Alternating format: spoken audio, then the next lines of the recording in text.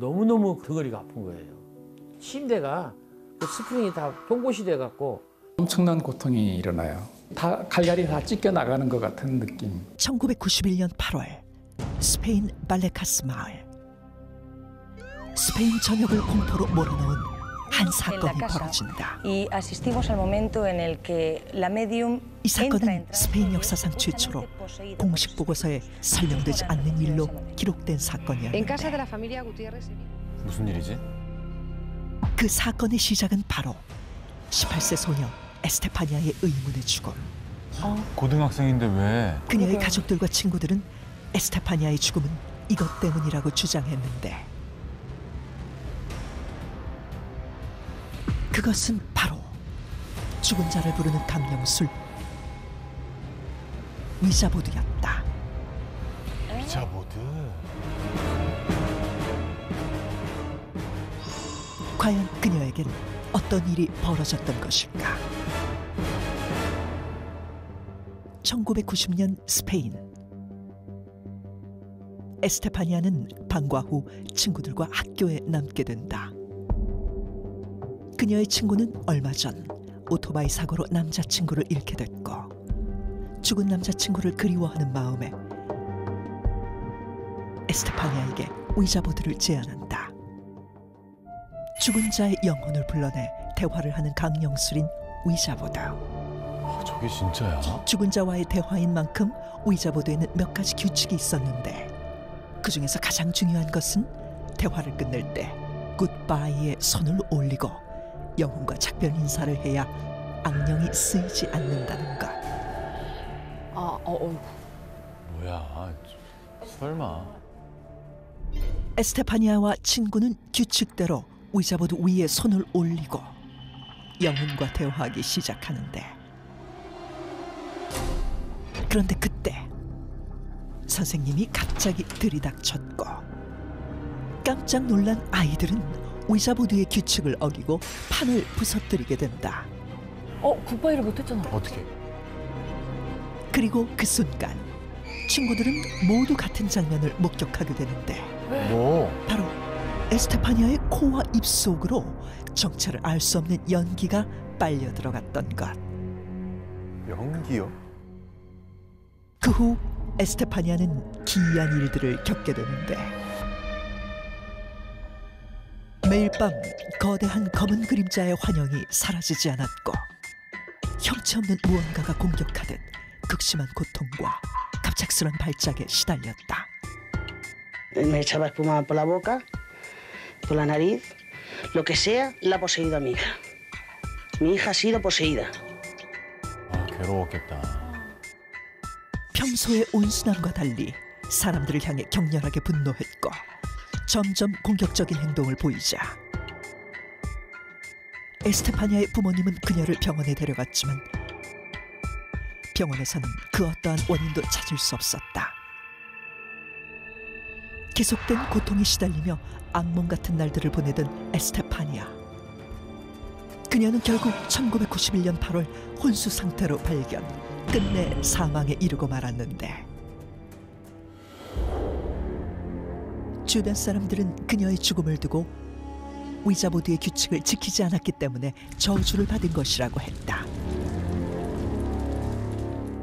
그렇게 그녀의 죽음과 함께 위자보드의 저주도 끝이 나는 듯 했으나 근데 같이 했던 친구들은 안 그랬잖아. 그러니까. 에스테파니아 혼자만 그런 거잖아. 날카로운데요. 그죠. 기이한 일들은 그녀의 가족들에게까지 계속됐다. 가만히 있던 물건들이 스스로 움직이거나 폴터가이스트잖아. 한밤중 방문이 저절로 열리는 등 집안 곳곳에서 이상한 현상들이 나타났다. 그리고 가족 모두 에스테파니아가 봤다고 주장한 거대한 검은 그림자를 목격하게 되는데 거대한 그림자는 밤마다 가족들을 짓밟고 옥죄며 극심한 고통 속으로 몰아넣었고 가족들이니까 착각하는 것도 아니지 않을까요? 참을 수 없었던 가족들은 경찰에 도움을 요청했다. 경찰 또한 기이한 현상들을 마주하게 되는데 뭔데? 왜? 아무도 없던 방 안에서 에스테파니아의 재단 사진이 불에 타고 있었던 것. 이건 뭐야? 이것도 우리가 네, 저희가 다뤘었잖아. 다뤘었던. 가족들은 경찰에게 이 모든 일이 딸로부터 시작된 것 같다며 털어놓았고, 경찰 역시 이 사건에 대한 원인을 찾지 못한 채 자신이 겪은 기이한 현상을 공식 보고서에 기록하게 된다. 그렇게 이 사건은 위자보드로 일어난 스페인 초유의 미스터리 사건으로 남게 된 것이다. 위자보드를 하고 난 뒤 에스테파니아와 그녀의 가족들에게 일어난 끔찍한 사건들. 이것은 그저 우연의 일치였을까? 아니면 정말 위자보드로 불러낸 영혼의 저주였던 걸까?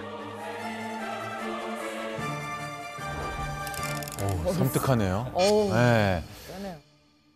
자, 오늘의 첫 번째 미스터리, 한 소녀를 죽음으로 이끈 위자보드에 대한 이야기입니다.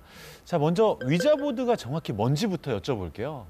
어떤 영혼, 세상을 떠난 혼령 이런 것이 돌아다니는 것을 내려오게 해서 다시 불러내는 기술을 강령술이라고 합니다. 그 강령술에서 가장 흔하게 사용되고 사람들이 쉽게 접할 수 있는 도구가 바로 위자보드다, 이렇게 얘기할 수 있겠죠.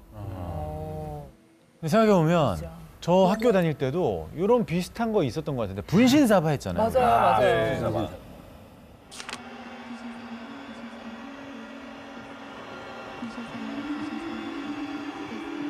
오셨으면 동그라미를 그려주세요.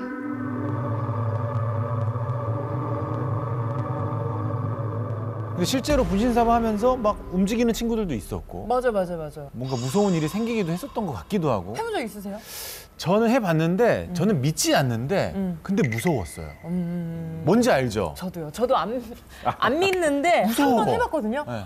근데 진짜 뭔가 느낌상이 약간 움직이는 것 같기도 하고 되게 네. 미세하게나마. 맞아. 그래서 그냥 하다가 그만한 적이 있었는데. 혹시 뭐 분신사바 같은 거 이런 게임 하신 거 뭐 기억나시는 거 있으실까요? 아니면 뭐 강령술. 저는 안 해봤는데 이제 어렸을 때 제 친구들이 그런 게 있었어요. 블러디 메리라고. 블러디 메리. 그것도 약간 네네.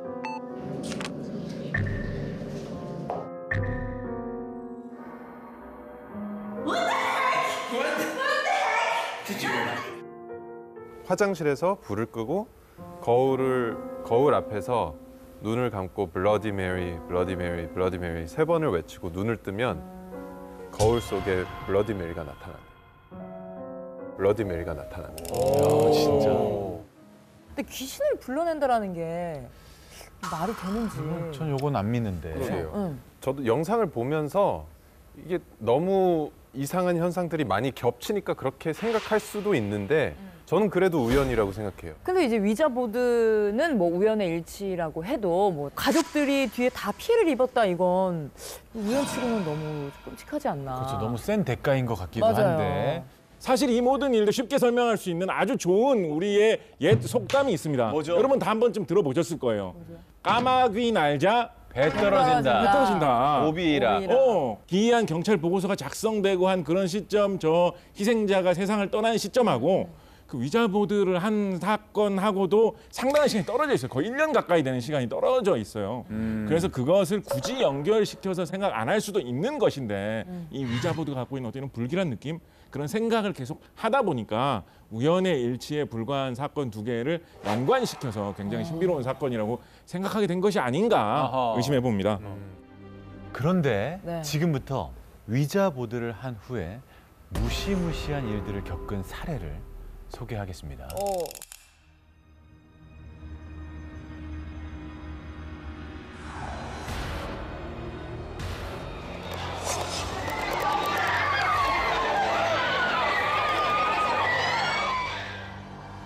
이 사건 유명하죠.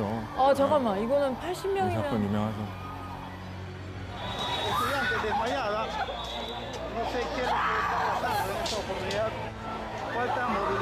한 반 전체가 왜 뭐 때문에 이렇게 된 거야? 그러니까 어머 어떻게 너무 괴로워하는데. 이건 진짜인데? Me desmayé un día miércoles Fue muy horrible y me cuesta mucho acordarlo nuevamente y como alguien que me estuviera siguiendo por detrás. Era un hombre alto, era todo de negros, tenía una barba muy larga y es como si que me estuviera siguiendo para ahorcarme o algo así. 꽤 구체적인데요. 그러니까. 얼마 전. 그럼 뭘 잘못 먹거나 이런 건 아니었다는 거네. 그죠? 그렇지.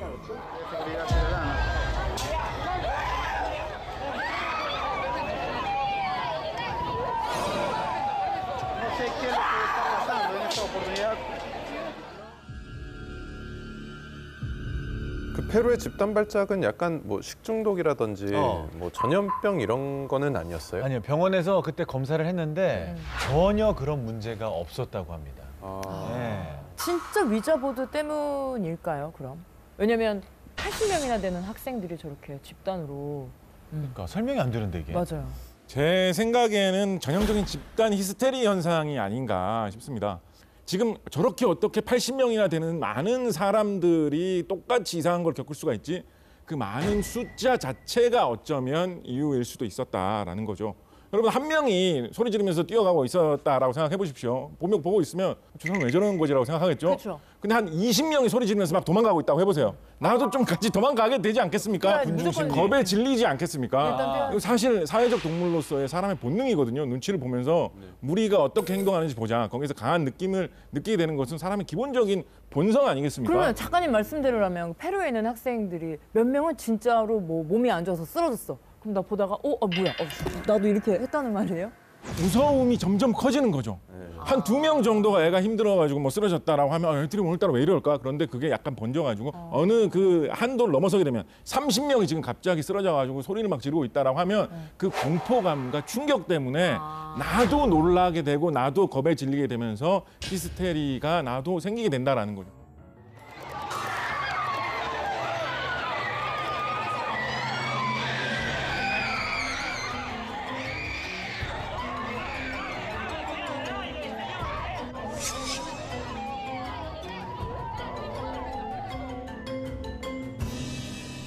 또 이게 특정 나이대 같은 경우가 좀 민감할 수가 있죠. 아 그렇게요. 아까 그래서 그 선생님들은 멀쩡했던 것 그래, 같고 맞아요. 그러니까. 특히 그냥 학생들만 집단 히스테리 현상에 걸렸던 거 보니 유대감이 있는 아이들끼리. 그런 거죠. 아. 네. 청소년의 뇌 같은 경우에는 사실 굉장히 이 지각 변동이 일어나고 있어서 기존에 내가 배웠던 것들 이게 다 바뀌면서 나의 어떤 정체성을 찾아가는 시기예요. 초중고. 그래서 이 아이들의 경우에는 주변 애들이 갑자기 뭔가의 공포감을 느끼면 나도 모르게 막을 수 없이 이 감정에 같이 휩쓸려지는 그러한 현상이 좀 심한 편이죠. 충분히 공감이 듣고 갑니다. 보니까 일리가 그런 있네요. 것 같은데요. 네. 저 궁금한 게 한 가지 있는데 뭐든지요. 근데 아까 영상을 보니까 실려 나가고 막 두려움에 의해서 그렇게 신체적으로 그런 반응이 어느 정도까지 올 수가 있나요? 그러게요. 실제로 이게 굉장히 재밌는 건데요. 사실 이 내가 기대치 못했던 어떤 강한 자극을 받을 때 이걸로 인해서 심장마비까지도 올 수가 있습니다. 웬일이야. 자, 이거를 설명하는 이론이 미주신경으로 설명을 해요. 미주신경. 네, 그러니까 미주신경은 우리 몸 그러니까 전체를 통과한 가장 긴 신경이거든요. 교감신경, 부교감신경을 포함해서 소화기, 호흡기, 심장 이쪽 모든 곳에 다 그 조절을 하고 있어요. 근데 이 미주신경이 평소에 약간 릴렉스가 잘 돼 있고 적당한 긴장감을 유지하고 있으면 커다란 스트레스나 무서움이나 공포가 와도 우리가 그것 때문에 죽을 정도까지 가지가 않는데 얘가 이제 활시위를 치면 축 늘어져 있다가 갑자기 빡 당기잖아요. 그러면 끊어져 버리는 거예요. 실제로 예를 들어서 배가 전복되고 나서 물이 들어올 때까지 가기도 전에 내가 이제 죽는다라는 충격 때문에 그 이전에 심장사가 오는 분들도 꽤 있거든요. 그렇구나. 그래서 이런 충격, 공포, 심리적인 게 굉장히 충분히 죽음에까지 갈 수 있을 정도로 몸에 영향을 줄 수 있습니다. 네. 2020년 우크라이나 빈니차주 마을에서 미스터리한 사건이 발생한다. 2020년이면 얼마 전인데? 사망한 노인의 관을 매장하기 위해 작업자들이 땅을 파고 있었는데 그런데 이때 현장에 있던 모두를 놀라게 한 믿을 수 없는 일이 벌어졌다. 뭐지? 바로 사망한 노인의 손이 조금씩 움직이고 있었던 것. 죽었던 노인이 다시 살아났다. 과연 어떻게 된 일일까?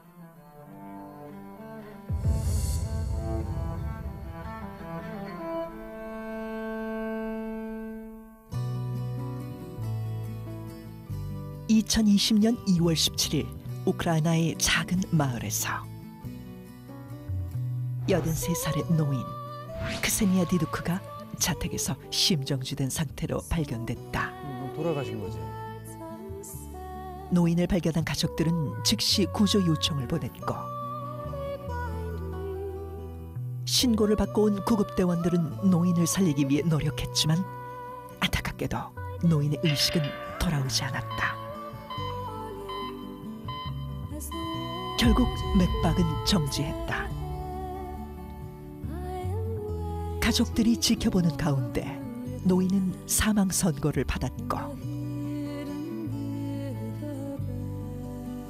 가족들은 슬픔 속에서 장례를 준비했다.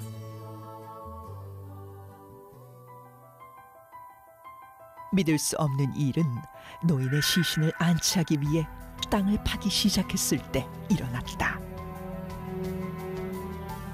노인이 사망한 지 10시간 후 가족들이 목격한 충격적인 장면은 바로 묘지 안장만을 남겨둔 상황에서 죽었던 노인의 손이 움직인 것. 놀랍게도 차갑게 식어 있어야 할 노인의 몸에서는 미세한 온기까지 느껴졌고 어머나. 돌아가신 게 아니잖아. 와. Поміряли пульса немає. Зробили кардіограму серця, пряма лінія, серця немає. Зміряли тиска немає. Сказали, все, вже можете зеркала закривати, свічку засвітити. 이뿐만이 아니었다. 사망 이후 멈췄던 맥박이 다시 뛰기 시작했고 싸늘하게 식어 있었던 체온 또한 빠르게 회복되었다. 가족들은 서둘러 노인을 병원으로 옮겼고 사망한 지 10시간 만에 다시 깨어난 노인은 10시간이 지났는데 가족들에게 자신이 본 사후 세계를 자세히 설명했다.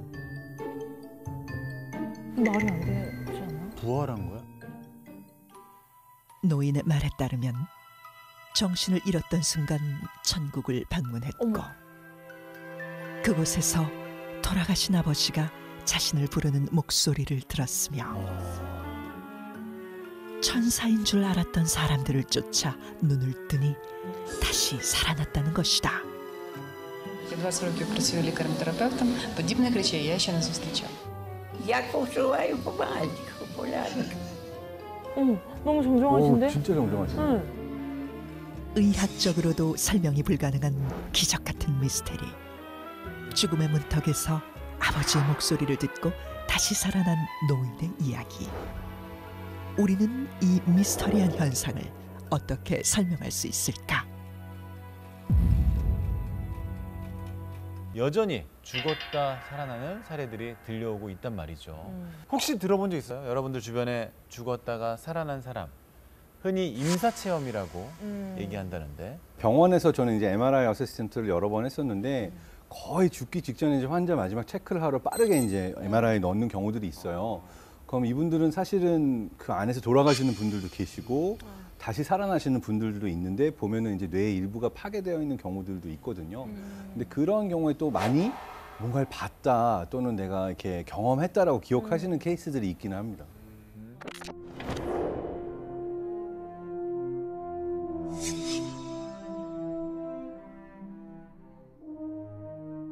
근데 진짜 임사 체험이 가능한 겁니까?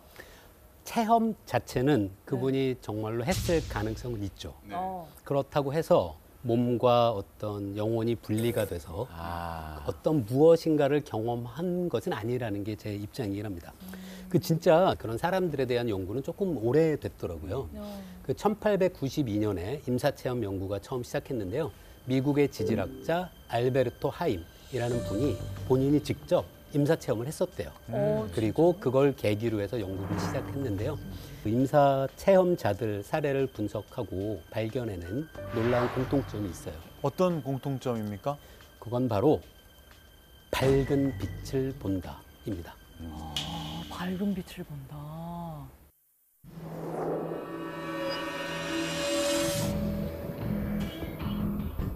그 미국 신경외과 전문의이자 임사체험 연구가인 제프리 롱 박사가 임사체험자를 대상으로 조사한 설문조사 결과가 있습니다. 그 결과에 따르면 무려 64.6%의 임사체험을 경험하신 분들이 밝은 빛을 보았다고 응답한다고 해요. 그리고 우리가 아는 유명인들 중에도 그런 경험을 한 사례가 있는데요. 영화 원초적 본능으로 유명한 미국 여배우 샤론 스톤. 샤론 스톤. 샤론 스톤도요? 2001년 극심한 두통에 시달리던 그녀는 병원을 방문하게 되고 그녀가 진단받은 병명은 뇌졸중. 어머나. 수술을 앞두고 MRI 검사를 받던 샤론 스톤은 죽음을 경험했다고 증언한다. 게다가 의식을 잃은 그녀의 눈앞에 놀라운 광경이 펼쳐졌다고 하는데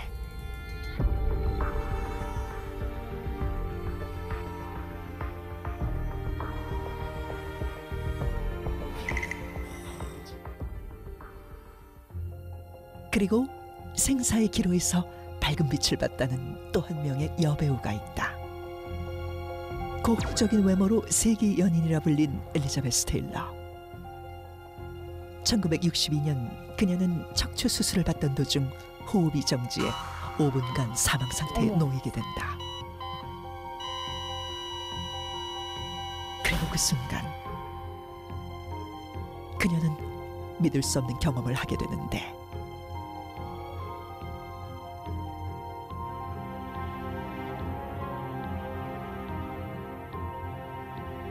그녀는 밝고 긴 터널을 향해 들어갔고 터널 끝에서 비추는 강렬한 흰 빛을 목격하게 된다.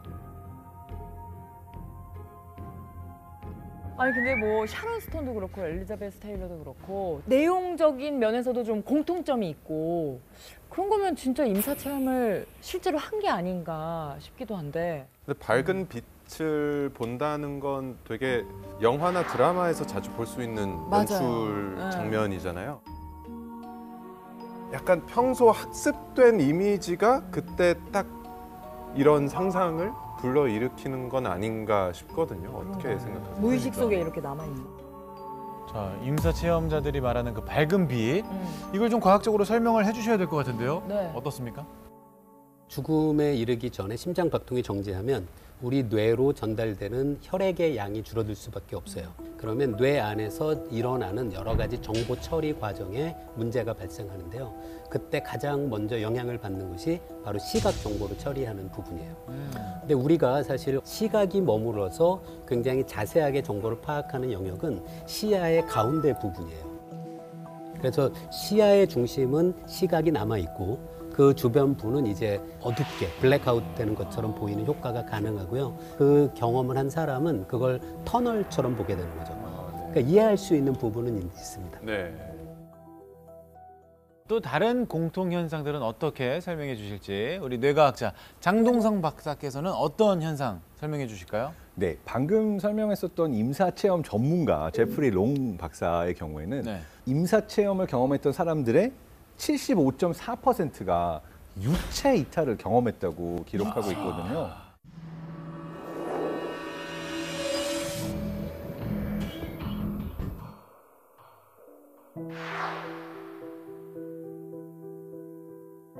우리나라네요?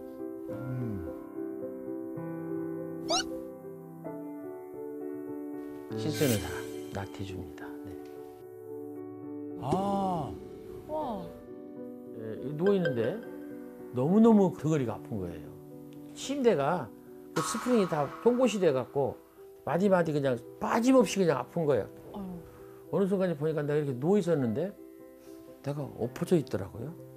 이쪽에 있는 나는 육신의 나고 앞으로 엎어진 나는 이게 이제 분리된 거예요. 그리고 어디서 무슨 소리가 들려요. 의식을 해봤어요. 했더니 아버지였어요. 어머나. 아, 제가 왜 저렇게 애타게 부를까? 그래서 아무래도 내가 돌아가야 되겠다. 와보니까 나를 부르고 있던 사람은 아들이었고 사흘 동안 불렀대잖아요. 밤낮을. 그런데 마지막 끝자락에서 내가 조금 들은 거예요.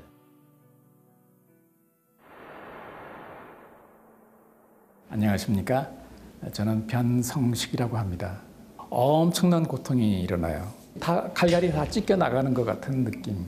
그러면서 이제 공중으로 쫙 올라가서 그 세계 아름답다는 곳은 생각만 하면 내가 동시에 거기가 딱 하면 런던 타워, 시드니 오페라 하우스, 브라질리아의 무슨 뭐 십자가상 그 곳을 마음껏 돌아다녀요. 유체 이탈로? 어머나. 그런 일을 겪은 이후에 홍콩에 출장을 갔어요.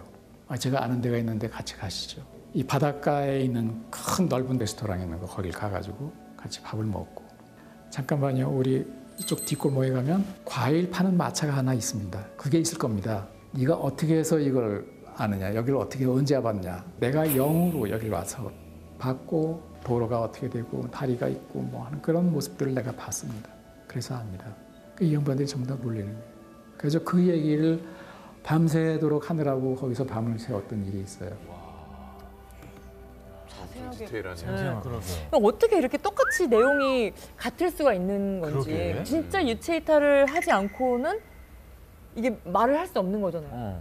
전 유체 이탈에 대해서 뭐 큰 믿음은 안 갔었는데 네. 저렇게 또 나태주 시인의 그래, 경험담을 신뢰가 들으니까 이게 진짜 가능한 건가 싶기도 하고 혼수 상태에서 아들이 부르는 걸 진짜 들으신 거잖아요. 그러니까 이게 시각뿐만 아니라 청각도.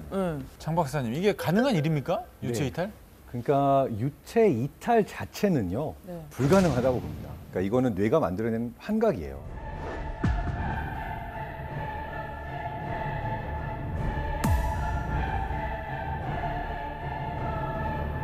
유체 이탈에 대해서 많은 사람들이 믿는데 그 사람들이 공통적으로 가지고 있는 믿음이 영혼이 있고 육체가 있다라는 믿음이 있어요. 근데 이런 분들은 이 유체 이탈이 내가 일어났다. 내가 내 몸 위에 떠가지고 나를 봤다. 정말 분리돼서 딴 곳에 갔다 왔다. 이런 이야기들 하거든요. 근데 실제로 스위스의 한 연구진들이 유체 이탈을 경험했던 사람들의 뇌에서의 어떤 공통점이 있는가를 봤더니 특정 부위에 이분들의 리전, 그러니까 일종의 마비가 일어난 거예요. 이 경험을 할 때 이 경험이 여기에 장애가 일어났다 바로 일어나는 게 아니라 내가 미리 가지고 있던 믿음과 비슷한 것들을 환각으로 경험하게 되는 거죠. 그리고 나중에 더 신기한 건 이걸 가상현실 상태에서 사람들이 일반인들도 내가 다른 아바타 안에 들어가 있다는 강력한 착각을 줄 수가 있어요. 심지어는 그걸 어떻게 할 수 있냐면 내가 누워있는데 내가 내 위에 떠서 나를 내려다보고 있다는 착각을 리얼로 느끼게 할 수 있거든요. 할 수 있는 거예요? 네, 그 실험을 할 수 있는 아웃 오브 바디 일루전이라는 실험이 있는데 아까 그 유체 이탈을 경험했던 환자분들의 뇌 부위랑 똑같은 뇌에서 변화가 측정이 됐어요. 그래서 사실은 진짜 내가 경험했어 라고 말씀을 하시지만 뇌과학의 입장에서 보면 이거는 환각이다. 설명될 수 있는 환각이다. 네. 예전에 영혼의 무게를 측정한 실험이 있었잖아요. 네. 21g, 영혼은 21g이다라는 결과가 나왔는데 만약에 영혼이 있다면 유체 이탈이 가능할까요? 아니면 이거는 좀 잘못된 실험이었나요? 자, 이게 일단 여러 가지가 잘못된 실험이었어요. 가정부터가 영혼이 있다부터 시작을 한 거죠. 그렇죠. 그러니까 실제로 없을 수도 있는데 영혼이 빠져나가기 위한 순간을 측정을 하겠다. 사람이 죽는 순간에 몸무게의 변화를 측정을 하면 얼마의 변화가 일어나느냐가 결국 영혼의 무게가 아니냐라고 실험을 하겠다는 아이디어를 가지고 실험을 했는데 이게 사실 정확하게 측정하기 너무 어려워요. 그러다 보니까 노이즈도 많고 어떤 사람의 경우에는 딱 숨을 거둔 이후에 오히려 몸무게가 늘어나기도 하고 그럼 이 사람은 과학자로서 해서는 안 되는 일을 한 거예요. 그 데이터는 버렸어요. 못 봤어. 그런 건 없었어. 그럼 안 되지. 하고 21.3g이 차이가 났네. 이거다. 해서 그 연구 결과만 보고를 해서 유명해져서 나중에 이걸 이제 살펴본 과학자들이 이거는 사실 과학으로 칠 수 없다라고 엄청나게 많은 비판을 했었던 영혼은 21g이다라고 하는 스토리의 비하인드입니다. 네. 일단 뭐 다이어트 하시는 분들은 사람마다 몸무게는 이렇게나 다른데 영혼의 무게는 21g으로 동일하다는 것에 대해서 듣자마자 의심을 하시겠죠. 다른 시각이네요, 역시. 우리 뭐 한 가지 직접 한번 해볼까요? 네네. 잠깐 지금 눈을 한번 감아 보시겠습니까? 네, 시청자 여러분도 같이 해보셔도 좋아요. 오래 안 걸립니다. 잠깐 눈을 감아 보시고 학창 시절에 시험 보는 모습을 한번 기억을 해보세요. 떠올려 보세요.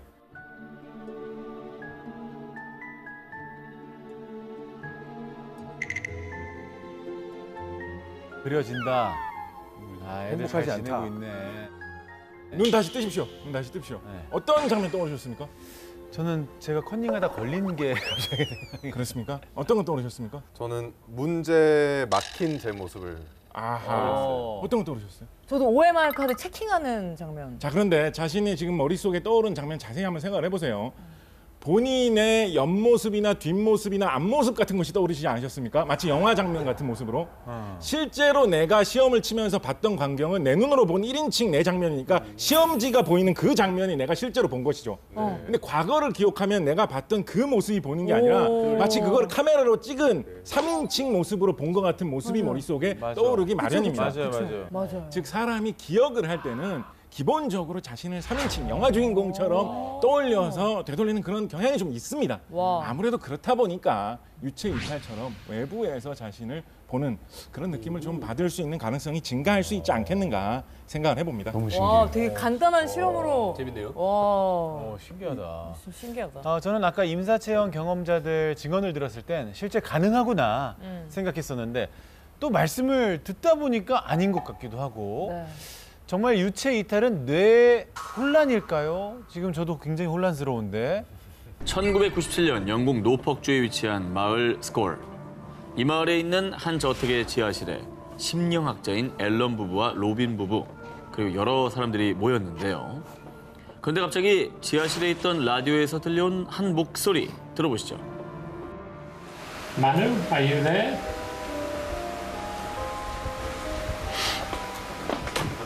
Emily?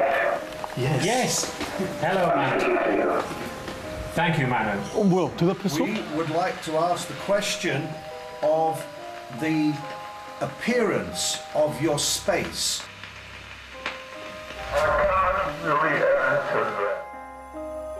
뭐 누구야? 이렇게 대답을 해? 뭐야? 마누라고 그랬죠, 마누. 마누가 누구예요? 되게 옛날 이름이잖아. 마누가 사는 세계라니. 자, 이 영상은요. 1993년부터 5년 동안 실제로 진행된 죽은 자와 교신하는 일명 스콜 실험입니다. 라디오 속 목소리의 주인공인 마누는 이승과 다른 세계 사이의 문을 지키는 문지기, 즉 사후세계에 존재하는 자라고 합니다. 무슨 소린가 싶으시죠? 쉽게 말하면 죽은 자와 교신하는 실험을 했고요. 성공까지 한 겁니다. 진짜? 대체 그러면 어떻게 사후세계 존재를 저렇게 뭐 연결을 해낸 거예요? 자, 스콜 연구팀에 의하면 수신기인 게르마늄 전자장치와 필름 카메라 그리고 라디오를 통해 영혼들과 교신을 해서요. 사후세계 존재인 마누를 소환했다고 합니다. 그리고 마누는 자신의 존재를 증명하기 위해 허공에다 갑자기 장신구나 메달을 만들어냈다고 하는데요. 정말? 자, 그리고 사후세계 문지기 마누뿐 아니라 또 다른 영혼들과의 교신에도 성공했다고 합니다. 이때는 영혼들의 요구대로 깜깜한 어둠 속에서 카메라로 촬영을 했는데 놀랍게도 사진에 영혼들의 모습이 찍혔다고 합니다. 진짜 사람이네? 저건 진짜 사람이잖아. 사람입니다. 어떻게 저렇게 찍힌 거지? 그 영혼을 찍힌 거라고요? 그렇죠. 어떻게 저렇게 찍혔지? 모르겠어요. 지금까지 이제 얘기를 듣고 있으니까 이게 딱 들었을 때 야, 어머 정말 놀라워 이거보다는 약간 정말 맞을까? 이런 의심이 들기는 해요. 스콜 연구팀은요. 실험을 할 때 조작이 아님을 증명하고 도움을 받기 위해서 모 대학교의 전기공학과 교수와 영국 심령연구학회에 있는 교수 등을 실험에 초청을 했는데요. 이들이 보는 앞에서 라디오 내부의 부품도 제거하고 전원 코드도 뺀 채 실험을 했다고 합니다. 정말? 자, 그러니까 당연히 작동이 안 되는 게 맞겠죠. 그런데 소리가 들린 겁니다. 그게 바로 영혼의 소리. 즉 교신에 성공했다는 증거가 되는 것이죠. 야, 이게 뭔 소리야 진짜. 어우, 소름인데 약간. 자, 그래서 실험에 참여한 과학자들은 스콜 실험 결과는 속임수가 아니다라며 증언을 했다고 합니다. 아니 근데 뭐 이 실험 지금도 합니까? 그럼 지금까지 하고 있다면 전 세계가 뒤집어졌을 것 같은데. 1998년 1월 실험을 시작한 지 5년 만에 스콜 실험이 갑작스레 중단됐습니다. 그 이유가 무엇이었냐? 사악한 영혼들이 우리가 사는 세상으로 넘어오려고 했습니다. 그래서 그만뒀습니다. 스콜 실험 연구팀에 따르면 죽은 자들이 자신들이 드나들 수 있는 문, 빈 유리관을 설치해달라고 요구했는데 이 빈 유리관에서 사악한 기운의 영이 나타난 겁니다. 이에 연구팀은 제어 불가능한 끔찍한 일이 생길 수도 있다고 판단해 결국 실험을 중단했다고 합니다. 이 실험을 보면 어쨌거나 인간이 사는 세상도 있고 사후 세계도 있고 뭐 이런 게 증명이 된 게 아닌가. 죽은 자들과 교신하는 스콜 실험, 그들이 사는 사후 세계는 대체 어떤 곳일까요? 1960년대부터 사후 세계를 연구하며 Near Death Experience, 일명 임사 체험이라는 단어를 처음 사용한 임사 체험 분야의 최고 권위자, 미국의 심리학자 레이먼드 무디. 이 무디가 1975년 발표한 책 3 이후의 삶은요. 그가 60년대부터 10여 년간 임사 체험을 한 약 150명과 인터뷰한 내용을 담고 있습니다. 레이먼드 무디는요, 임사 체험을 한 약 150명에게서 아주 놀라운 점을 발견했는데요. 사후 세계, 그 문턱에 다녀온 사람들의 증언이 정말 놀랍게도 닮아 있다라는 겁니다. 아, 따로따로 있는데? 그렇습니다. 우와. 이게 지금 150명이나 되는 사람을 인터뷰했는데 다 비슷하게 얘기한 거면 진짜로 공통된 증언이라는 얘기 아니에요. 믿음직한 거죠. 자, 죽음을 경험한 사람들의 첫 번째 공통 증언. 뭐래요? 바로 유체 이탈. 자, 영화에서 보셨을 겁니다. 영혼이 몸에서 이게 빠져나온 현상. 이걸 말하는 건데요. 실제로 1984년 미국에 살던 마리아는 갑자기 심장마비가 와 병원으로 옮겨졌는데요. 그런데 바로 그때. 갑자기 몸이 왜 붕 뜨지? 자신의 영혼이 두눈실 떠오르는 걸 느꼈고요. 아래를 내려다보니 의료진에 둘러싸여 응급조치를 받고 있는 자신을 발견했다는 겁니다. 근데 정말 놀라운 건요. 유체 이탈을 한 마리아의 영혼이 병원을 둘러보다 3층 테라스에서 테니스화를 발견한 겁니다. 그리고 그 뒤 의료진의 응급조치로 다행히 마리아는 의식을 되찾았는데요. 3층 테라스에 테니스화가 있었어요. 마리아가 자신이 본 걸 의료진에게 얘기를 했고 이 말을 들은 의료진이 3층 테라스에 가봤는데 정말로 그곳에 테니스화가 있었다고 합니다. 야, 이거는 진짜 소름인데. 자, 이어서 죽음을 경험한 사람들의 두 번째 공통 증언. 하얀 터널. 강렬한 빛이 나는 터널로 빨려 들어간다라는 겁니다. 1982년 미국 네바다주에서 암 투병 중 숨을 거뒀다 깨어난 제이컵. 숨을 멈춘 그 순간 그는 갑자기 머리 위로 나타난 강한 빛이 나는 하얀 터널 속으로 빨려 들어갔다고 하는데요. 그런데 터널을 지날 때 그의 눈앞에 펼쳐진 광경. 바로 태어날 때부터 눈을 감은 순간까지 자신의 모습이 파노라마처럼 지나갔다는 겁니다. 이게 사실 영화나 드라마에 많이 나오던 이 장면이에요. 그렇죠. 작가분들이 이 무디 책을 보고 말이죠. 참고를 해서 쓴 게 아닌가. 뭐 그런 생각이 들 정도로 공통된 증언이 나온다는 겁니다. 죽음을 경험한 사람들의 세 번째 공통 증언. 반가운 누군가를 만난다는 것. 하얀 터널을 지난 뒤에 먼저 세상을 떠난 가족 또는 친구들이 자신을 반갑게 맞아주기도 하고요. 진짜? 혹은 하느님, 부처님 등 신을 만나기도 한다는 겁니다. 어머머. 정말 얘기를 듣고 있으면 되게 안 믿기는 얘기들이에요. 사실 얘기 자체만으로는. 근데 말한 사람들이 붙이는 뭐 상황이나 이런 걸 들으면은 좀 그럴듯한 것 같기도 하고. 아니, 개별 증언들을 모아놓은 책이니까 전혀 그게 뭐 말을 맞추거나 이러진 않았을 거 아니에요. 그렇죠. 다 이제 공통적으로 나타나는 형상들. 다 개별적으로 만난 한 150명의 사람들의 얘기입니다. 자, 이번에 여러분들에게 사진 한 장을 보여드릴 테니까요. 이게 무슨 물건인지 한번 맞춰보시기 바랍니다. 궁금하네요. 네? 자, 이것의 이름은 세네트입니다. 약 5,000년 전부터 고대 이집트인들이 즐겨한 전통 보드게임인데요. 자, 그런데요. 이 게임이 그냥 재미로만 한 게임이 아니라고 합니다. 바로 사후 세계로 가는 자격을 부여받을 수 있는 게임입니다. 보드게임을 하면 사후 세계로 간다? 그렇죠. 거기서 이겨야 자격을 준다는 거예요? 뭐예요? 고대 이집트인들은요, 사후 세계, 일명 두아트가 존재하며 육신이 죽은 뒤에는 두아트에서 영생을 누릴 수 있다고 믿었습니다. 그런데 망자의 혼은 영생의 자격을 얻기 전에 태양신 라의 배를 타고 사후 세계인 두아트를 여행해야 되는데 이때 필요한 게 뭐냐? 망자는 세네트로 나를 이길 수 있겠는가? 태양신을 수호하는 메헨이라는 신과 세네트 게임을 해서 이겨야만 태양신의 배를 탈 수 있다고 합니다. 그러니까 신 메헨과의 세네트 게임에서 지면 두아트에서 영생할 기회가 주어지지 않는 것이죠. 어쨌든 뭐 사후세계 패스권 같은 그런 게임이네요. 그렇죠. 뭐 무조건 이겨야겠는데요. 사후 세계에서 영생을 위한 필수 조건이었던 세네트. 그래서 실제로 고대 이집트인들이 생전에 세네트를 한 흔적이 곳곳에서 발견됐는데요. 이집트 제18왕조의 파라오 투탕카멘의 무덤에서 세네트가 발견됐고요. 19왕조 람세스 2세의 왕비 네페르타리의 무덤 속 벽화에는 홀로 세네트하는 왕비의 모습이 그려져 있습니다.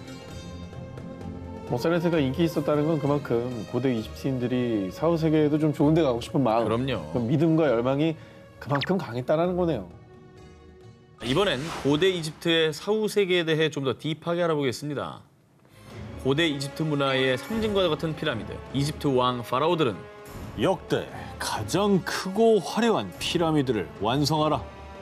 생전에 자신들의 왕궁보다 무덤인 피라미드를 건축하는 데 더 온 정성을 다했습니다.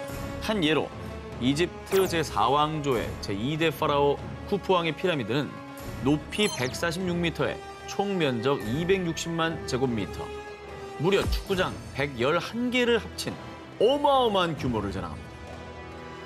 이게 뭐 오죽하면 불가사의겠어요. 네.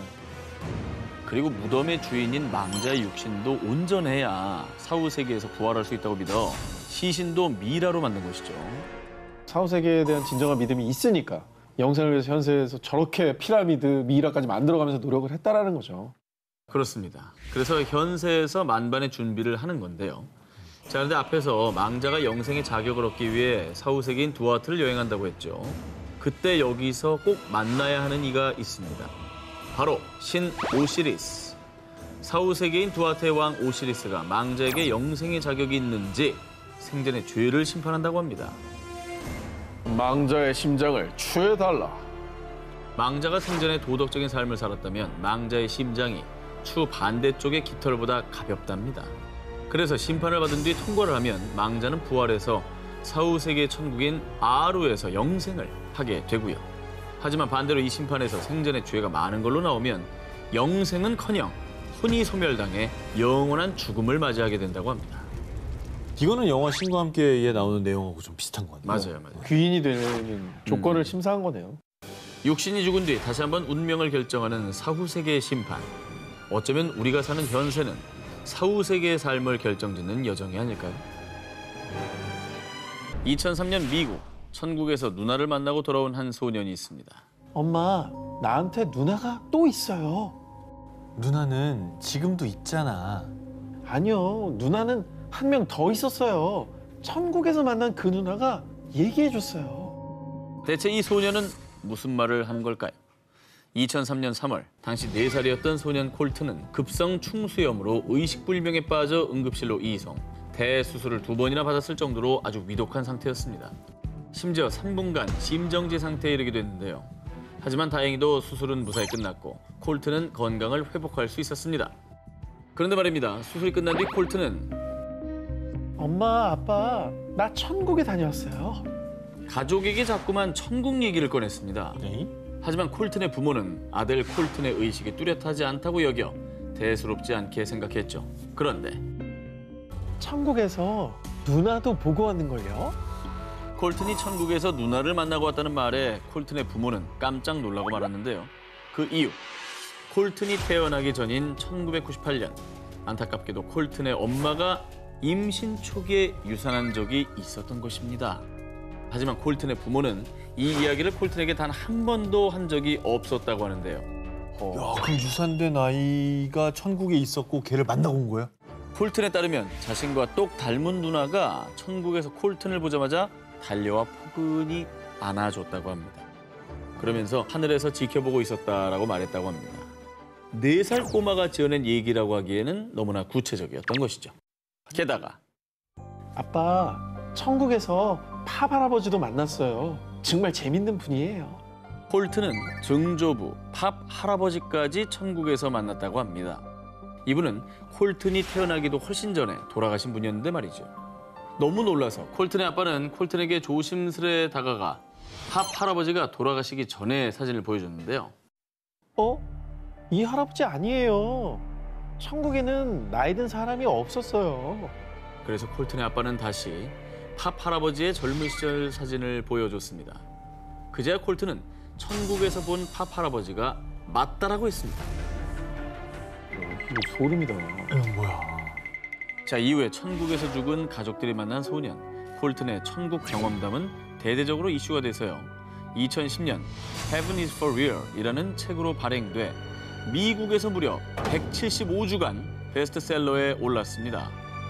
그리고 2014년에는 영화로까지 개봉돼 전미 박스오피스 1위를 기록하기도 했다고 합니다.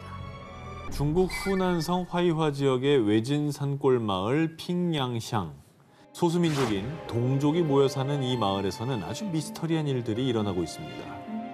이곳에 사는 8살 소년 우모군은 엄마와 함께 거리를 걷던 중 엄마, 저 사람이 날 죽였어. 살려줘!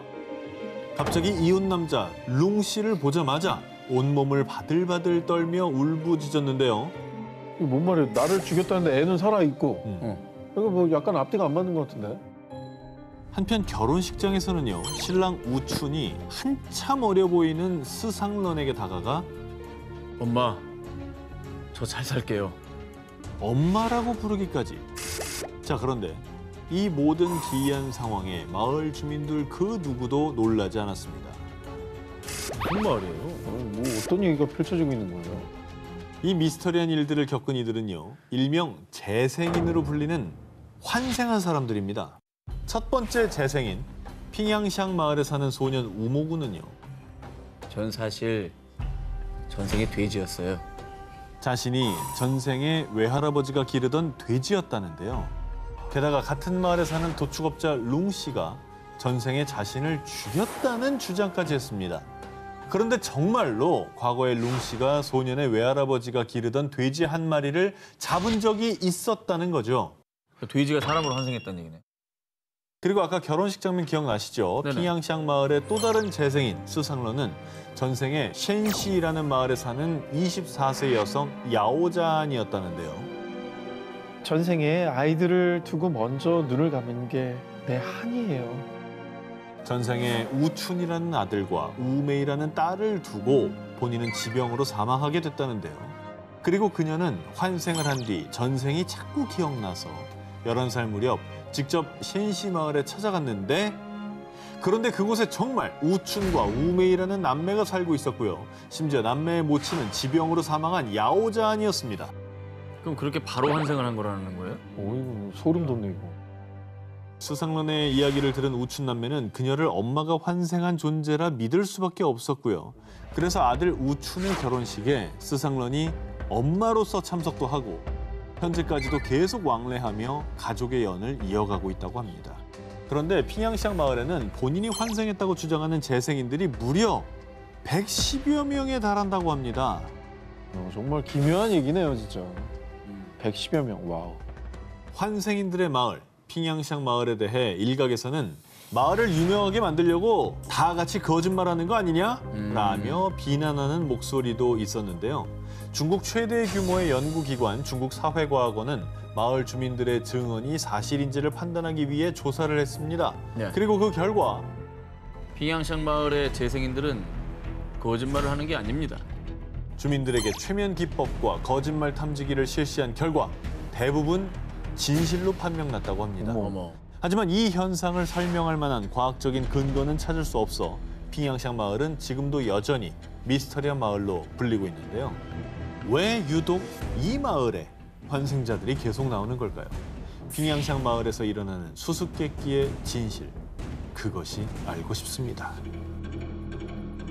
이번 특종은요, 죽음의 문턱에서 천국과 지옥으로 간 사람들의 인생이 180도 뒤바꾼 정말 놀라운 특종입니다. 중동 지역에 사는 한 청년 무하마드는 아주 독실한 크리스천인데요. 그런데 그의 충격적인 반전 과거 IS에 몸담았던 것을 뼈저리게 후회합니다. 누가 이렇게 개종한다고 나가면 막 죽이고 그러지 않아요? 그러게요. 근데 어떻게 기독교를 믿어요? 궁금하시죠? 정말 충격적이게도 무하마드는 극단주의 테러 범죄단체, 본인들의 종교, 신념만이 진리라고 믿는 IS의 대원으로요. 수많은 테러를 저지르고 죄 없는 생명을 앗아간 극악무도한 테러범이었습니다. 그런 그가 크리스천이 된 데에는 아주 특별한 사연이 있었습니다.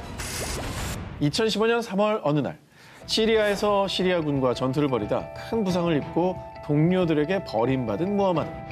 기적적으로 교인들에게 발견됐지만 그의 숨은 이미 끊어지기 직전이었습니다. 그런데 내가 살아있는 게 맞나요? 여기 지옥 아닌 거 맞죠? 놀랍게도 자신이 의식을 잃었던 동안 지옥을 경험했다라고 털어놨는데요. 무하마드의 말에 따르면 자신이 의식을 잃자 빛을 따라 하늘로 올라가는 것을 느꼈다고 합니다. 죽음을 직감한 그는 자신이 당연히 천국에 갈 줄 알았다는데요. 왜냐? 비록 자신이 수많은 살생을 저질렀지만 IS의 교리, 즉 신의 뜻을 충실히 따랐던 것이기 때문이죠. 자, 그런데 말입니다. 무하마드를 기다리고 있던 것은 천사가 아닌 악령들. 그리고 악령들은 자신을 지옥의 불구덩이로 끌고 갔는데요. 그런데 그때 겁에 잔뜩 질린 그에게 신의 목소리가 들려왔는데, 너는 실패한 삶을 살았다. 지금 죽어 지옥으로 갈 것인지 돌아가 죄를 회개하면서 살 것인지 선택하라. 그리고 그 말이 끝나기 무섭게 눈이 띄었다고 합니다. 진짜? 자신이 경험한 지옥에 큰 충격을 받은 그. 무엇보다 그간 IS 대원으로서 저지른 수많은 살상과 테러, 그리고 그 모든 게 신의 뜻이라고 믿었던 지난날의 후회가 물밀듯이 밀려왔다고 합니다. 그래서 만약 IS에서 알게 되면 목숨을 잃게 될 것을 누구보다 잘 알지만 사후세계를 경험한 뒤 새 삶을 열기 위해서 기독교로 개종한 겁니다. 그에게 주어진 새 삶. 청년 무하마드가 본 건 정말로 사후세계였던 걸까요? 2009년 미국 와이오밍주. 어느 날 정형외과 의사로 근무하는 메리 닐에게 청천벽력 같은 소식이 전해졌습니다. 19살 된 첫째 아들 윌리가 교통사고로 사망했다는 소식이었습니다. 웬일이야. 그리고 이게 갑작스러운 사고이기 때문에 얼마나 충격이 컸겠어요. 그런데 아들을 잃은 엄마 메리 닐은 2012년 발표한 자신의 저서를 통해 당시 심경에 대해 이렇게 밝혔는데요. 아들의 죽음을 알고 있었어요. 그리고 다시 천국에서 만날 수 있다고 믿으니 고통을 참을 수 있었어요. 아니, 어떻게 저렇게 담담하게 얘기할 수가 있죠? 죽음을 또 어떻게 알고 있었다는 겁니까? 과연 그녀의 말은 무슨 의미인 걸까요?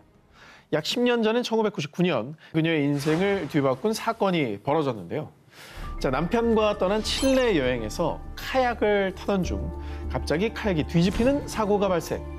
어렵게 구조는 됐지만 당시 출동한 구급대원과 경찰은 그녀가 계속 숨을 쉬지 않자 익사 판정을 내리려고 했는데요. 그런데 이게 무슨 일입니까? 약 25분 뒤 메리 닐은 기적적으로 의식을 회복했습니다.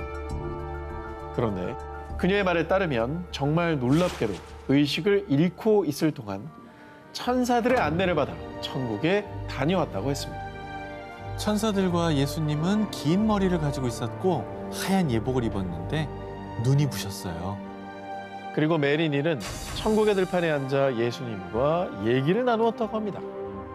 그런데 예수님은 그녀에게 구체적인 날짜와 원인을 알려주진 않았지만 첫째 아들이 죽음을 맞을 것이라고 일러준 뒤, 그리고 아직 세상에 할 일이 있으니 돌아가라는 말과 함께 그녀를 세상에 돌려보냈다고 합니다.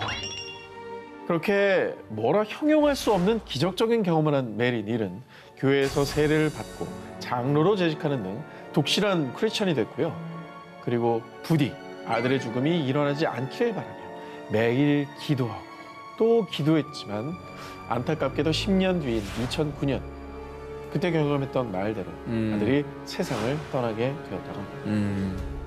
메리 닐은 정말 가슴이 아팠지만 아들의 죽음이 영영 이별이 아니라 천국에서 다시 만날 수 있을 거라 믿고 있다고 하고요.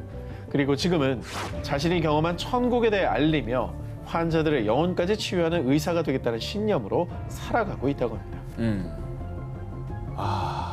천국과 지옥을 경험한 사람들, 신이 그들을 다시 세상으로 돌려보낸 것은 현생에서 바르게 그리고 최선을 다해 살라는 깊은 뜻이 있었던 건 아닐까요? 2005년에서 2010년까지 시즌 5까지 방영되며 전 세계인들에게 사랑받은 미드죠. 제니퍼 러브 휴잇이 출연한 고스트 위스퍼러. 이승을 떠나지 못하는 영혼을 달래주는 한 영매 이야기인데요. 그런데 말입니다. 이 드라마가 전 세계인들의 인기를 끈 이유, 제작자의 경험을 바탕으로 제작된 것이기 때문입니다. 영매 얘기가. 드라마 고스트 위스퍼러의 제작자이자 베스트셀러 작가인 제임스 벤 프레그가 그 주인공인데요. 제임스는 어릴 때부터 신령스러운 기운, 일명 오라를 볼 수 있었다고 하는데요. 그러다 우연히 죽은 사람과 산 사람이 소통하는 모임인 한 교령회에 참석하면서 제임스의 인생이 180도 달라졌습니다. 그곳에서 만나는 한 영매가요. 보아하니 당신도 곧 나와 같은 일을 하게 되겠군요. 이런 예언을 한 겁니다. 뭐야? 그런데 그 영매의 말대로 제임스의 영적 능력은 점점 커졌고 심지어는 영혼을 보고 대화도 나눌 수 있게 된 거였죠. 진짜? 영매 눈에 보였나 보다. 서로 이렇게 신기가 있는 사람 알아본다. 그렇죠. 운명을 타고난 거예요. 이후 제임스는 자신의 운명을 받아들이고 죽은 자와 산 자를 연결해주는 영매가 됐는데요. 정말 놀라운 일화들이 있습니다. 한 번은 친구를 통해 우울증에 빠져 힘들어하는 캔디라는 여성을 만나게 된 제임스. 그런데 당신 곁에 있는 남자 데이비드가 고집을 부려 미안하다는군요. 데이빗이라고요? 제 약혼자였던 사람이에요. 알고 보니 프로 레이서였던 데이비드가 결혼을 앞두고 레이싱 대회에 참가하겠다고 고집했는데요. 설마 사고로 세상을 떠난 안타까운 사연이 있었던 겁니다. 그래서 영매 제임스가 약혼자 데이비드가 미처 전하지 못한 말을 대신 전해준 거였죠. 이렇게 산 사람들의 가슴에 응어리를 풀어주는 역할을 한 겁니다. 결국에는 이제 그 얘기를 듣고 이제는 편안하게 데이비드를 좀 떠나보낼 수 있었을 것 같아요. 수많은 영혼과 산자들의 아픔을 어루만져준 영매 제임스. 그의 말에 따르면요.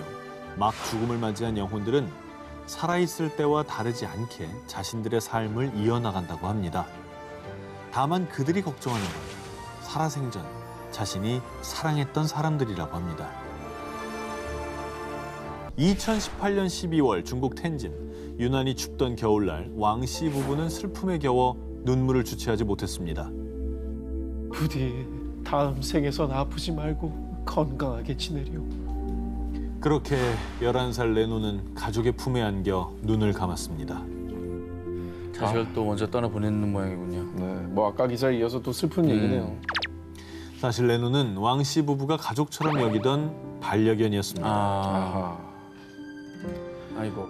그렇게 사랑하는 반려견 레노를 떠나보낸 뒤 슬픔에 잠긴 왕씨의 아내는 통 입맛도 없고 몸이 좋지 않아 병원을 찾았는데요. 그런데 임신 축하드려요. 왕씨 부부가 반려견 레노를 떠나보내고 얼마 뒤 새 가족이 찾아왔는데요. 그리고 이듬해 왕씨 부부는 사랑스러운 아들 투안투안을 출산했죠.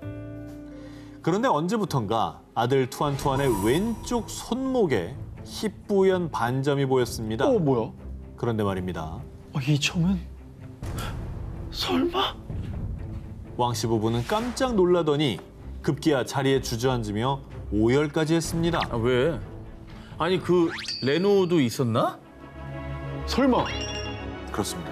하늘나라로 떠나기 전 반려견 레노는 갑자기 털이 빠질 정도로 유독 왼쪽 다리를 계속 핥았고요. 어머머머머. 그래서 왼쪽 다리에 흉터가 생겼었는데요. 뭐야? 그런데 반려견 레노의 왼쪽 다리에 있던 흉터와 너무나 흡사하게 생긴 반점이 아들 투안투안의 왼쪽 손목에서 발견된 거죠. 너무 비슷한 위치인데? 야, 이건 소름이다. 그런 걸 수도 있겠다. 자기 알아보라고 일부러 긁어서 상처를 낸 걸 수도 있겠다. 이거 아니면 못 알아보잖아요. 그렇죠. 아들 투안투안의 손목에서 발견된 반점. 반려견 레노가 자신을 꼭 알아봐달라는 징표로 남긴 건 아니었을까요? 2006년 스코틀랜드 바라섬. 이 섬을 찾은 6살 소년 캐머런 맥컬리는 드디어 내가 돌아왔다! 라며 기뻐했는데요. 자, 이 소년 캐머런과 하얀 집에 얽힌 비밀. 2000년 스코틀랜드 글래스고에 태어난 캐머런. 그런데 캐머런은 말을 하기 시작한 2살 때부터 알 수 없는 말을 하기 시작했는데요. 내가 전에 살았던 곳은 바라섬의 하얀 집이야. 거기서 엄마, 아빠, 형, 누나, 강아지랑 살았어. 캐머런은 엄마가 한 번도 말하거나 알려준 적도 없는 바라섬에 대한 이야기를 했습니다. 참고로 바라섬은 캐머런이 사는 곳에서 무려 257km 이상 멀리 떨어진 곳이었고요.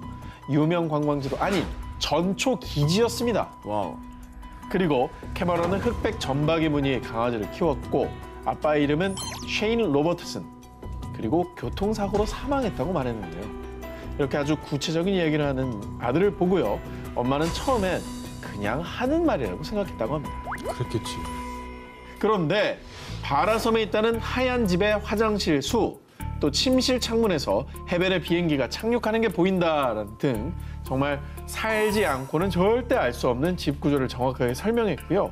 그 뒤로 계속 전생에 살았던 바라섬에 데려다 달라고 울고 불며 고집을 피웠다고 합니다. 근데 이게 몇 날 며칠 계속되니까 엄마는 심리학자, 또 아동 교육학자 등 여러 전문가들에게 상담을 받았습니다. 그런데 놀랍게도 캐머런은 TV 같은 걸 보고 말하는 게 아니라 정말 본인이 아는 사실을 말하는 것 같습니다. 그래서 결국 엄마는 아들 캐머런과 아동의 환생을 연구하는 심리학자 짐 터커 박사와 함께 바라섬으로 향했는데요. 그런데 바라섬의 한 역사가의 말에 따르면 캐머런이 말한 로버트슨 일가가 하얀 집에 살았다는 기록이 있었던 거죠. 어머. 이거 뭐 정말 소름 아니겠습니까? 그리고 이 사실을 확인한 엄마 짐 박사는 캐머런을 데리고 하얀 집을 방문했는데요. 자, 지금부터가 정말로 충격입니다. 난 벌써 충격인데. 정말 캐머런의 말대로 화장실이 3개가 있었으며 침실에서 비행기가 착륙하는 모습이 보였고요. 정원엔 캐머런이 종종 얘기했던 비밀 통로까지 존재했다고 합니다. 저거는 빼박이다. 비밀 통로는 알기 힘들죠. 직접 살아보지 않았습니다. 그렇죠. 가족들을 그리워하는 전생의 기억이 다시 그를 환생하게 만든 건 아닐까요? 1962년 레바논의 한 마을. 평소 심장이 좋지 않던 20대 여성 하나는 첫째 딸 레일라와 둘째 딸 갈랄에 이어 셋째 아들을 출산한 뒤 건강이 급격히 악화됐는데요. 하나는 자신의 삶이 얼마 남지 않았다는 슬픈 예감이 들었습니다. 그러던 어느 날. 여보, 난 곧 당신 곁을 떠나겠지만 환생해서 다시 돌아올 거예요. 남편 파루크에게 이런 의미심장한 말을 남겼고요. 그 뒤로 몇 년간 더 투병하다 결국 눈을 감고 말았습니다. 아 근데 자기가 죽을 걸 어떻게 알고 그렇게 얘기를 했을까요? 예. 저런 건 진짜 말하는 사람도 듣는 사람도 가슴 아프죠. 그렇죠. 그런데 말입니다. 하난이 사망한 지 열흘 뒤 레바논의 또 다른 마을에서는 어여쁜 딸 수잔이 태어났는데요. 그런데 수잔이 2살이 될 무렵 나는 하난, 내 딸 레일라. 이렇게 알 수 없는 말을 반복하더니 파루크, 갈라레 등 수잔의 부모는 생전 처음 들어보는 이름들을 얘기했는데요. 오, 이거 아까 그 죽은 하난의 딸들 이름이잖아요. 갈라레, 레일라. 맞아. 맞습니다. 수잔의 부모는 대체 무슨 일인가 하다가 혹시나 마음에 수잔이 언급한 이름들을 수소문해서 결국 하난의 가족들을 찾았습니다. 그런데 하난의 가족들을 본 수잔은 놀랍게도 한 명씩 손으로 짚으며 그들의 이름을 정확히 다 맞췄고요. 그 뒤엔 수잔이 종이에 7자리의 숫자를 적었는데 이 숫자는요.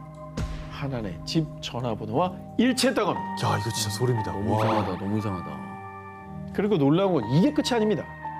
수자는 첫째 딸 레일라와 둘째 딸 갈라를 보며 옛날, 수술 전, 보석이라는 말을 했는데 알고 보니 생전에 하나니 자신의 보석을 딸들에게 나누어 주라고 오빠에게 유언을 남겼던 겁니다.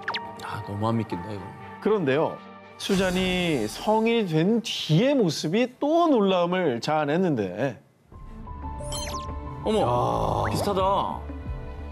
아니 이게 진짜 지금 닮았다. 사실은 뭐 이렇게 뭐 눈매나 콧볼 쪽이나 이렇게 앙 담은 인매 쪽이 특히 인매가 저는 비슷하다고 닮았어. 인매가 닮았어요. 환생을 예감하고 다른 모습으로 가족을 찾아온 여인. 그녀를 환상하게 만든 건 과연 무엇이었을까요? 아직도 수많은 미스터리를 품고 곳곳에 잠들어 있는 고대 마야 문명. 그런데 마야 문명이 남긴 흔적들에 정말 특이한 점이 있다는데요. 멕시코 남부 치아파스주에 위치한 팔렌케 유적지. 이곳엔 지금으로부터 약 1400년 전 600년대 마야의 부흥기를 이끈 파칼 왕의 무덤과 사원이 있습니다. 2015년 7월 멕시코 국립인류학 역사연구소 탐사팀은 파칼 왕의 무덤이 있는 비문의 신전 지하에서 길이와 폭이 60cm가량 되는 지하 수로를 발견했습니다. 위에 저런 지하 수로가 있는 거예요? 상당히 잘 만들어져 있죠. 네. 파칼 왕의 지하 묘실에서 신전 앞 산책로까지 이어진 수로는요. 단순히 물이 흐르는 수로가 아니었습니다. 이 수로는 사후 세계로 가는 통로입니다. 고고학자들의 말에 따르면 고대 마야인들은 파칼 왕의 영혼이 이 수로를 통해 사후 세계로 건너간다고 믿었다는데요. 어머, 왜 그렇게 생각을 한 거예요? 수천 년 전 고대 마야인들은 사람이 태어나면 영혼이 몸에 묶여 있다고 생각했고요. 그래서 육신이 죽으면 끝이 아니라 그 영혼은 사후 세계로 간다고 믿었습니다. 그리고 특히 수로, 즉 물은 삶의 순환이 시작되고 끝나는 곳이라는 특별한 의미를 가지고 있다고 하고요. 정말 결정적으로 파칼 왕의 무덤에서 발견된 한 쌍의 귀마개에서 죽은 자를 물에 잠기게 해 사후 세계로 인도할 것이다 라는 문구가 발견됐다고 합니다. 마야인들은 이제 물을 통해서 사후 세계로 간다 이렇게 믿은 거군요. 맞습니다. 그리고요, 팔렌케 유적지에서 발견된 수로뿐 아니라 마야 문명의 발원지인 멕시코 유카탄 반도에도 사후 세계로 통하는 곳이 발견됐습니다. 이곳엔 마야인들이 신성하게 여긴 수천 개의 천연 지하 샘물 세노테가 있는데요. 많은 세노테들이 수로를 따라 내려가면 지하 수중 동굴을 통해 하나로 이어져 있는 구조인데 마야인들은 이 세노테가 팔랑케 유적지에서 발견된 지하 수로처럼 사후 세계로 가는 통로라고 여겼다고 합니다. 이집트도 그렇고 고대 사람들은 죽음이 결코 끝이 아니라고 믿은 것 같아요. 멕시코 지하에 있는 수로들 그 너머엔 고대 마야인들의 영혼들이 우리가 모르는 비밀을 품고 살아가는 건 아닐까요? 이스라엘과 시리아의 국경에 위치한 영토 분쟁 지역 골란고원. 이곳에 있는 한 마을에 머리에 붉은 반점이 있는 아이 알레포가 태어났습니다. 그런데 또래보다 꽤 일찍 말이 트인 알레포. 그런데 말입니다. 3살이 되던 해에 알레포가 이상한 이야기를 하기 시작했습니다. 내 이름은 하페즈였어요. 엄마 무서워요. 그 남자가 나를 죽였어요. 그 나이 애들이 저렇게 일반적이지 않은 얘기를 막 하기에는 그 내용 자체가 이상하잖아. 네, 좀 죽이다라는 특이하죠. 표현 자체가 좀 드라마 보고 따라하는 걸 수도 있잖아요. 자, 그건 뭐 그런 생각이 들 수도 있는데요. 처음엔 알레포의 부모 역시 아이가 그저 뭐 어디 이야기를 뭐 지어낸 얘기라고 생각을 했는데요. 그러나 날이 갈수록 알레포의 얘기는 더 구체적이고 내용도 끔찍했습니다. 그래서 결국 부모는 알레포가 계속 얘기를 했던 마을을 함께 찾아갔는데요. 마을에서 한 노인을 만나게 된 부모, 그리고 그 노인에게 아이 얘기를 했죠. 그런데 그때 하페즈? 하페즈는 4년 전에 실종된 우리 마을 청년인데? 진짜? 정말 놀랍게도 4년 전 이 마을에서 하페즈라는 청년이 일을 하러 나갔다 돌아오지 않았다는 겁니다. 근데 4년 전이면 그 아이가 뱃속에 있었던 시기까지 합치면 대충 맞는 거예요. 만 3살이라고 생각했죠. 딱 맞는 거예요. 맞네. 환생이네. 그리고 갑자기 인적이 드문 곳으로 향한 알레포. 부모님과 마을 노인은 앞서가던 아이를 뒤따라갔는데요. 그런데 갑자기 멈춰선 아이는 어느 한 곳을 가리켰습니다. 뭔데? 왜? 자, 그곳은 특별한 게 없는 그냥 맨 땅이었는데요. 그런데 이상한 기분이 든 노인은 알레포가 가리킨 곳에 땅을 파기 시작했습니다. 그런데 그때 땅 속에서 발견된 백골. 어머, 그냥 가리켰는데 100골 나왔을 때 얼마나 놀랐을까? 그러니까요. 이것도 놀라운데. 놀라운 일은 이게 다가 아니었습니다. 또 뭔데? 급기야 아흐메드가 흉기로 제 머리를 내리친 뒤 여기에 묻었어요. 그러면 여기서 진짜 만약에 마을에 아흐메드라는 사람이 진짜 있으면 후덜덜이죠. 이거 진짜 무서운 일인데? 후덜덜이죠. 어땠을까요? 아흐메드라는 청년이 마을에 실제로 있었다고. 알레포가 백골의 위치뿐만 아니라 흉기를 벌인 장소, 하페시를 죽인 범인의 이름까지 정확하게 찝어내자 결국 아흐메드는 자신의 범행을 시인. 이후 경찰에 체포됐다. 와. 경찰도 밝혀내기 힘든 이거를 본인의 기억으로. 그리고 또 하나. 처음에 제가 말씀을 드렸었죠. 뭐죠? 알레포가 태어날 때부터 있었던 붉은 반점. 왜 반점이 나? 피? 이 붉은 반점의 위치와 백골의 머리에 난 흉기의 상처가 정확하게 일치했다. 너무 이상하다 이거. 와, 이거 너무 무서운 얘기다 이런 거. 이건 너무 이상한 얘기다. 3살 꼬마의 놀라운 사연. 이 모든 걸 어떻게 설명할 수 있을까요? 환생이 아니라면 말이죠. 평범한 주부였던 아니타는 갑작스레 림프종 진단을 받은 뒤 힘겨운 투병 생활을 이어갔습니다. 하지만 병은 나아질 기미를 보이지 않았죠. 그렇게 4년의 시간이 지났을 무렵. 시간이 얼마 남지 않은 것 같습니다. 길어야 3개월.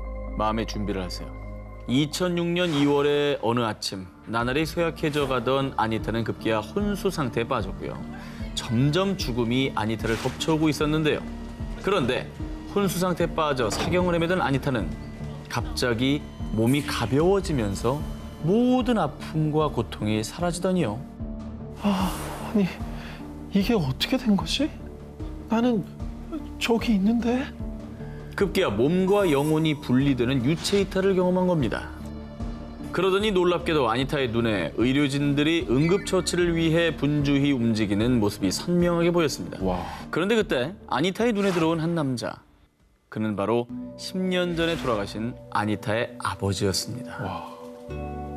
아버지, 여기 계셨던 거군요. 사랑하는 나의 딸 아니타. 나는 늘 이곳에서 가족들을 지켜보고 있었단다. 오랜 투병 생활에 지칠 대로 지쳤던 아니타는 아버지를 만나자 형용할 수 없는 안도감이 밀려오며 따뜻함과 평안함을 느꼈는데요. 그런데 그때 어디선가 의사가 사망 선고를 내리는 음성이 들려왔습니다. 사망하셨습니다. 아니타, 너는 아직 이곳에 올 때가 아니야. 하지만 여기 남을지 네 몸으로 다시 돌아갈지는 네가 선택할 몫이란다. 아버지의 말을 들은 아니타는 왠지 다시 깨어나면 더 이상 암으로 인해 고통받지 않을 거라는 묘한 확신이 들었다고 합니다. 그런데 그 생각이 끝나자마자 곧바로 눈이 떠진 아니타. 진짜? 아니, 사망 선고 들었다 했잖아요. 그렇죠. 자, 그런데 정말 놀라운 것은 지금부터입니다. 뭐예요? 아까 아니타가 암이 사라질 것 같은 확신이 들었다고 했죠. 실제로요. 그 기적 같은 일이 일어났습니다. 아니타의 온몸을 뒤덮고 있던 종양들이 단 4일 만에 무려 70%나 사라진 겁니다. 게다가 5주 정도가 지나자 아니타의 몸에서 아예 암세포가 흔적도 없이 사라졌다고 합니다. 아니, 암 때문에 거의 혼수 상태까지 가고 사망 선고 받으신 분이잖아요. 그렇죠. 이거 뭐 말기를 지나서 아예 그냥 끝난 겁니다, 사실은. 이게 어떻게 가능한 일일까? 이건 의학적으로 볼 때는 정말 말도 안 되는 얘기인데. 야, 진짜 이게 아버지가 뭔가 마지막으로 딸에게 선물 주신 건가? 이거 진짜 기적이네.